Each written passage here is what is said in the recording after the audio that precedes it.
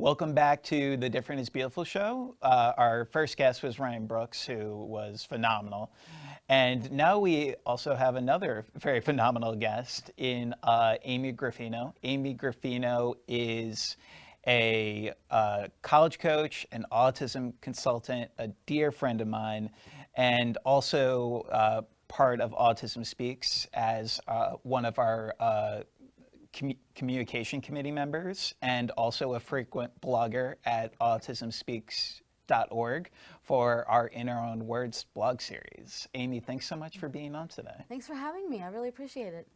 So Amy, obviously we've known each other for a few years now, and we get this a lot, but I see your story as an inspiration. You're just so inspiring from every blog you've sent me at autismspeaks.org, and getting a chance to just look at your work and what you're doing in the community, and you're really helping a lot of families, and you're getting a lot of speaking events too. Thank you. Quite recently. Amy, can you tell us a little bit of how you got involved with your work as an autism advocate? Well, it really started years ago with just gradually finding my voice, which I never really had for the longest time.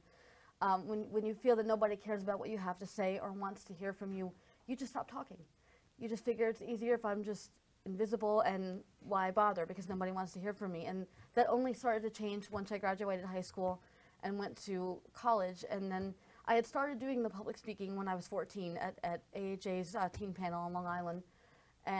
But that was the first time I'd ever been on any kind of panel like that. But the beginnings of finding that voice really started when I went off to college and started making friends and just started discovering myself for the first time. And so that was but then the advocacy part, it gradually happened. It was really a gradual process as I became more confident in myself. So that was the very beginning of it, I would say.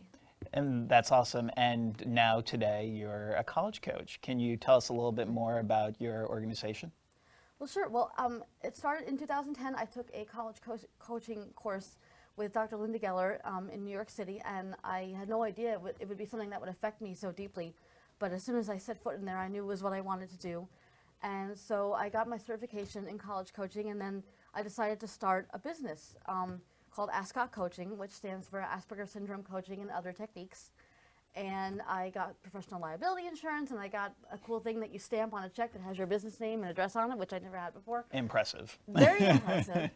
And so I got it, as a way to kind of establish myself professionally and really get the ball rolling. And so I have an office in Fairfield, New Jersey now, where I do the coaching meetings and consulting work, and I'm just hoping to keep it going from here. I've been focused on a lot of other things because I went to graduate school. I was finishing my master's degree, so that took up most of my time. Now that that's done, now I can focus on the coaching and the consulting more. And that's awesome. And one of the big topics in our autism community right now is the transition into adulthood. Mm-hmm. And one important question that I'd just love to get your opinion on is post-secondary for not only individuals with autism, but individuals with disabilities. What do you think are some of the main obstacles that these students are facing today? Well, one of the biggest obstacles is that when you're in high school, you have an IEP, which is an individualized education plan. You have everybody kind of telling you, you need this is how you study, this is what you need to be in class. And then you get to college and you have to advocate for yourself. There's nobody there to tell you what you need, and they don't talk to your parents because you're considered legally an adult. So you have to go to the Disability Services office yourself and tell them, this is how I study, these are the accommodations I need. And if you've had people telling you your whole life that stuff, you don't know yourself. You don't have an awareness of yourself and what kind of accommodations you might need. So it's very difficult to articulate your needs when you really have no idea what they are. And so it's a tremendous difference from high school. And that's just one thing. I mean, another thing, of course, is the social issue with living in a dorm. If you have someone who's never lived in a dormitory setting before, that's a big change for sure from living at home. And then the academic demands can be different also. A lot of people on the spectrum really have a passion or something that they're very interested in, which would be your major. But in college, you have to take core classes which focus on, like math, science, and so on, and they may have nothing to do with your major. And you have no interest in that. It's hard to stay focused on that. It's hard to be motivated to go to those classes. So those are just some of the myriad of issues that people on the spectrum face. Yeah, it's definitely a spectrum. It sure is. So Amy, did you have some of those issues growing up? What? In terms of just overall in college, and did it really help like spark any motivation towards becoming a college coach today? You know, I thought I was going to be a poet and write poetry in a cottage in the Alps. That was my goal. I mean, my bachelor's degree is in English, so I was very far removed from any of this that I'm doing now at that time. It was totally not on my mind. I did have some issues in college for sure, and there was not an autism program like some colleges have programs now that are really great. And Amy, I want to talk to you about some of those college programs Sure. After the break. We will be right back with Amy Gravino on the Different is Beautiful show. Welcome back to the Different is Beautiful show. I'm here with my guest, Amy Gravino. And Amy, before the break, we talked a little bit about college programs for individuals with autism. Can you dabble a little bit more into the services out there for these kids? Well, I know there's a great one now at Marshall University in West Virginia, I believe it is. And it's really comprehensive, and it's something that I wish had been around when I was in college, you know, because it helps out not only with the academic issues, but with the life skills issues, which are really something that people on the spectrum struggle with in college. You know, I had never done my laundry before when I went to college. I had to learn how to do that. I had never, it's horrible to admit this, but I didn't know how to run a shower because I was afraid I would make it too hot or too cold, so my dad always ran my shower when I was growing up. So I had to learn how to do that when I got to college. And there's all these things that we expect people to just know automatically, but that need to be taught to people on the spectrum and need to be taught to us not as if we're incompetent, but just taught to us respectfully at our age appropriate level, like people who are intelligent enough to know these things, because we are, but we need someone to show us the way. That's it. I couldn't have said it any better. And if you're looking for more resources, Autism Speaks has an exceptional post-secondary opportunities guide, which you can find at autismspeaks.org/toolkits. Now, Amy, during the break, we were talking a little bit about your book, your first book, actually. Yes. Can you tell us a little bit more about that? Sure. Well, it's called The Naughty Audie, and it is a firsthand account, a memoir of my experiences as a woman on the spectrum with dating and relationships and sexuality. And it's a little different than the books that are currently out there because it's not a how-to. It's kind of like a Sex in the City, single girl kind of thing, but from an autism perspective. And I think it's really needed out there because there isn't something like that at the moment. So it's a memoir, really. It's, you know, it's my experiences. It's hard to write it because I'm remembering a lot of things and reliving a lot of things, and it's very painful. But I'm hoping it'll help a lot of people, not just people on the spectrum, but people who are not on the spectrum, because I've had so many come up to me and say, after I've done my talks, and they say, you know what, I'm not on the spectrum, but I totally relate to that. I went through that. So I'm hoping that's what people will see when they read the book, is that even though we may be different, there's a lot of similarities also. Now, autism in itself is a very sensitive topic, but you tie in autism and sexuality, and it can be just like, what are we doing here? Yes.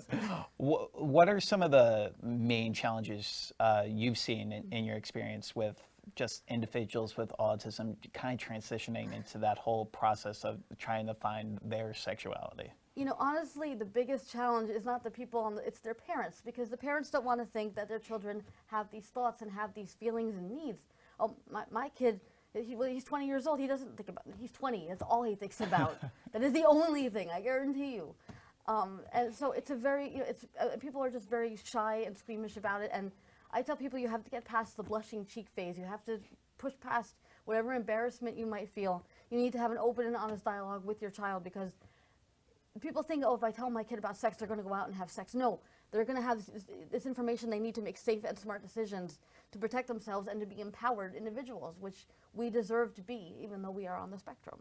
So, you know, that's, yeah. So true.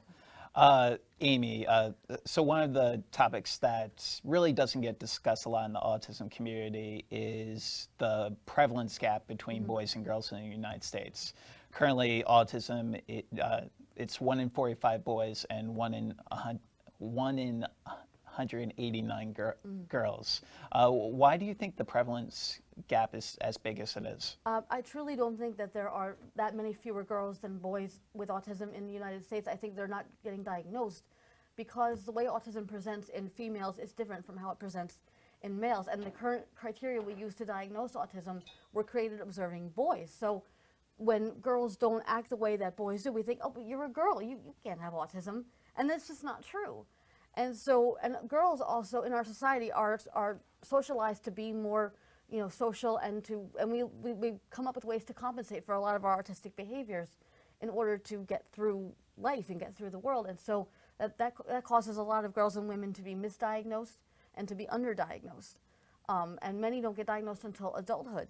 Really, there's so many women who get diagnosed in their 30s, 40s, 50s, and beyond. And just fall through the cracks. And fall through the cracks, exactly. But we're here. We're absolutely here, and we need to be seen, and we need to get help as much as our male counterparts. It's so true. And with the increase in prevalence, I mean, every few years, the Center for Disease Control comes out with new numbers, and it's just becoming so much more prevalent. I mean, when I was diagnosed with autism when I was 4, the numbers were 1 in every 1,000 being diagnosed, and now it's 1 in 68. So, Amy, we just have a little bit of a little less than a minute left in our segment. It goes by really quickly. What would you like to tell the viewers at home? Specifically, your story is so inspiring. What message would you give to the parents and just the people in our community to give them hope for the future? Well, I would say, I recently found out that the town in Italy where my relatives are from, they had an autism meeting, and someone that we know there held up my picture and held up the work that I've done and said, this is what you can be. They held me up as an example, which I was just astonished by. And I think that every person on the autism spectrum has potential. We all have in us the potential to do great things. We just need people to believe in us and to support us through our struggles and to give us the help we need to succeed. Yeah. That's really what matters most. And Amy, you're a pure example of someone who's succeeding today. I'm so glad you were on the show.